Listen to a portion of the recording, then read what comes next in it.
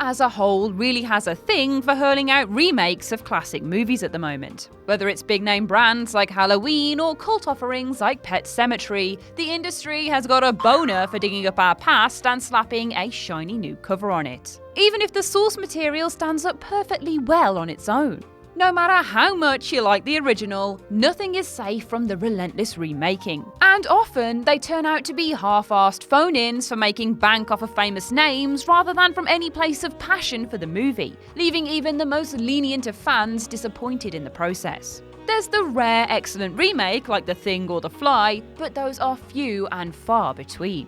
Taking a look at the horror remakes that put the flat into flatlining then, these are the movies that had the potential to really be something special. The films that could offer up a modern reimagining of a great idea or be an original hot take we had never seen before. Instead though, they were just a bit shit.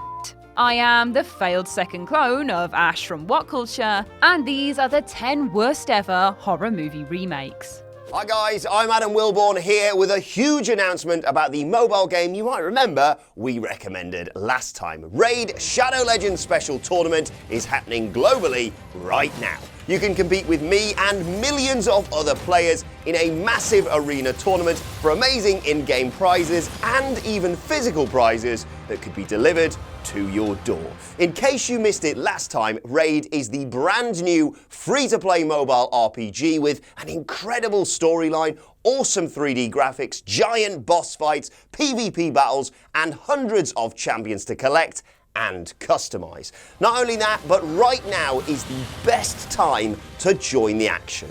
All you need to do to get involved is check out the description of the video and download Raid using my special link to get yourself 50,000 silver immediately and a free epic champion as a new player program. Not only that, but you'll also automatically enter the special launch tournament straight away too. So check out the link in the description and get involved. 10. Pet Sematary, 2019. Many will argue that this movie doesn't quite fit as seamlessly as the other entries on this list, and they would be right, since the latest bash at Pet Sematary really isn't all that bad from a technical standpoint. What it undoubtedly is, however, is disappointing, since the film fails to justify why it's around as a pretty like-for-like remake of the original. And that's without taking into account just how effectively it ruined its own twists with a ridiculously spoilerific marketing campaign. Whilst it does function aptly as your standard Hollywood horror, the point is that the original Pet Sematary should have stayed dead and buried after its first campy film outing in 1989. Adding in cell phones and fancy 4x4s doesn't do anything to make this plot feel fresh and exciting, making the old saying, sometimes original really is better, particularly resonant. 9. The Hitcher, 2007. Who would have thought that Sean Bean would take the kill or be killed mantra this seriously? Instead of serving his purpose as a disposable dead character halfway into the movie, he finally takes the murderous tendencies into his own hands, terrorizing drivers as a psychopathic hitchhiker for no good reason other than to see if anyone can stop him. Where the first movie succeeded as a little 80s action horror that just wanted to have a good time, 2007's version takes itself far too seriously. It's no surprise since it was released by the god-awful production company Platinum Dunes, aka Michael Bay's house where rehashed horror movies go to die, but even this was remarkably unimpressive. Formulaic, derivative, and just wholly unnecessary, not even the big torn apart by truck scene could save this movie from itself. I guess that's what happens when you turn to classic movies to hitch your free ride. 8. A Nightmare on Elm Street, 2010. This was never, ever going to end well. Where bringing back A Nightmare on Elm Street for a whole new audience might sound like a dream, executing a faithful yet original take on Wes Craven's seminal horror classic was never going to go down well with any fans of the genre. Particularly since Freddy Krueger isn't Freddy Krueger without Robert Englund wearing the glove, and 2010's remake soldiered on despite him not being on board. That is not even the worst part, since 2010 was the year that director Samuel Bayer decided to make Freddy a pitiable character before revealing he was far, far worse than the original take, as he was a full-blown nonce. Needless to say, fans were not impressed with the tired take on classic material, since we've already got one timelessly excellent Elm Street movie and a whole host of sequels to pick from. Not that that's stopping the industry from taking another stab at a remake again soon, mind, but 2010's attempt at bringing Krueger back to fame is best left forgotten. 7. One Missed Call, 2008. Almost exclusively, if a horror movie is being adapted from its origin country into a palatable American version that skips out on the subtitles, it is going to be a car crash. One Missed Call is perhaps the most visceral version of that then, as it's basically an 18-wheeler head-on collision that's then set on fire and explodes as everyone watches on with tears in their eyes. The film is a remake of 2003 Takashi Miike movie of the same name, that sees a strange connection between phone calls and death play out with supernatural consequences. 2008's version, however, transforms Miike's film from an intense J-horror into a big, dumb, and no-fun blockbuster that borrows far too liberally from everything else around it to ever be considered a solid, original narrative. If you want to watch a movie struggle to justify its existence with terrible performances and painful storytelling, then go right on ahead. Save yourself the trouble if you haven't already seen this bonfire, and make this movie one close call instead. 6. Quarantine, 2008. And from one universally panned remake to another, the difference here is that Quarantine tries to hide its copycat origin with a sparkly new title. Underneath the American cast and English language, there's a movie that has already been done by Spanish filmmaker Paco Plaza. One that's been reenacted almost shot for shot, line for line, and offered up in a new American branding for no reason other than subtitles can be a little tricky sometimes. Is there anything worse than watching a subpar movie come into existence purely for the sake of a language barrier, offering up absolutely nothing new in the process? Quarantine also decided to take liberties with its marketing by including the incredible final shot as its entire selling point, which isn't really a spoiler of any kind, but feels cheap when you look at the hard work the source material underwent to make the movie have the impact that it did. 5. Poltergeist 2015.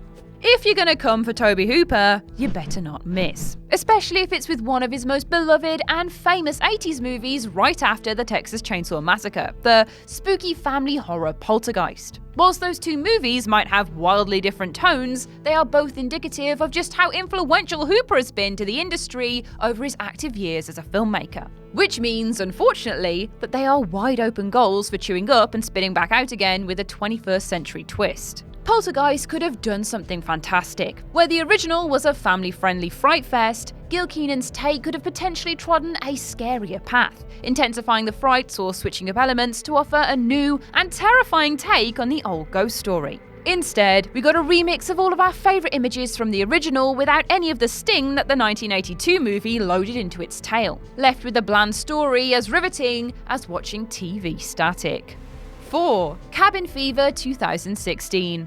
Eli Roth's grotty little body horror movie was a hit in 2002. Cabin Fever walks a line between funny and fearsome with ease, the original take a great addition to the gory classics that defined the era before its release. 2016's take on the material, however, was, it was exactly the same. Produced by Roth in an effort to squish any attempt to build and grow upon the original movie. What exactly is the point of a movie that takes everything that came before it and does it the same again? Where Roth was handed the opportunity to see another take on his work as it grew in a new direction, we're just taken back a decade earlier to a superior movie wrapped up in contemporary packaging.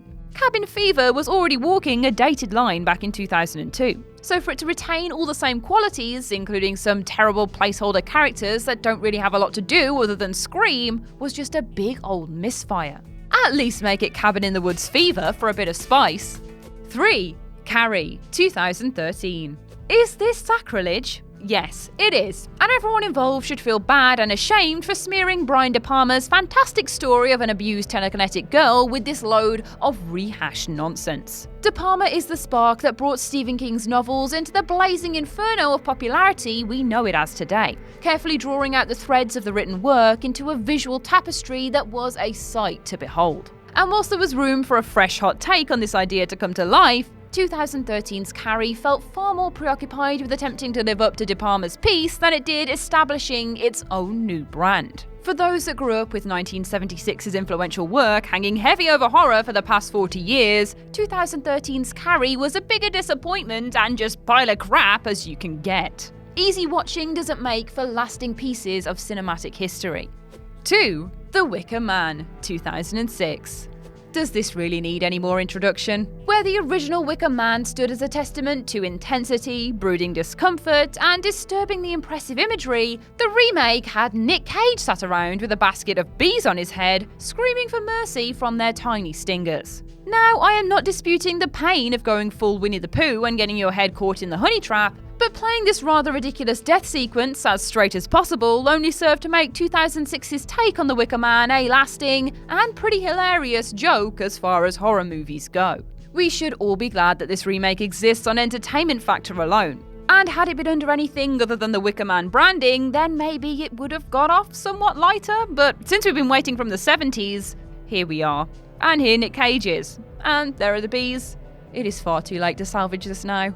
1. Psycho 1998. Of course, the ultimate in unnecessary remakes that hang around like a rotten eggy fart around their vastly superior original movies, Psycho 1998 has to take the biscuit for worst horror movie remake of all time. In this list, first really is the worst. Anyone who bravely looks Alfred Hitchcock's work in the face and says, "I could do that, just better," is playing a very dangerous game. To have the melons to set your sights on Psycho is even more gobsmackingly defiant. And even if this had played out as a technically innovative movie, there would still be purist film nerds crying out in anguish the world over. Obviously, that is not the case though. It's an awkwardly literal shot-for-shot remake starring Vince Vaughn as Norman Bates that loses the Psycho magic as each minute passes. With Roger Ebert saying it best. Genius apparently resides between or beneath the shots, or in the chemistry that cannot be timed or counted. Yeah, take that. And that's our list. What horror remake most disappointed you? Share your thoughts in the comment section below.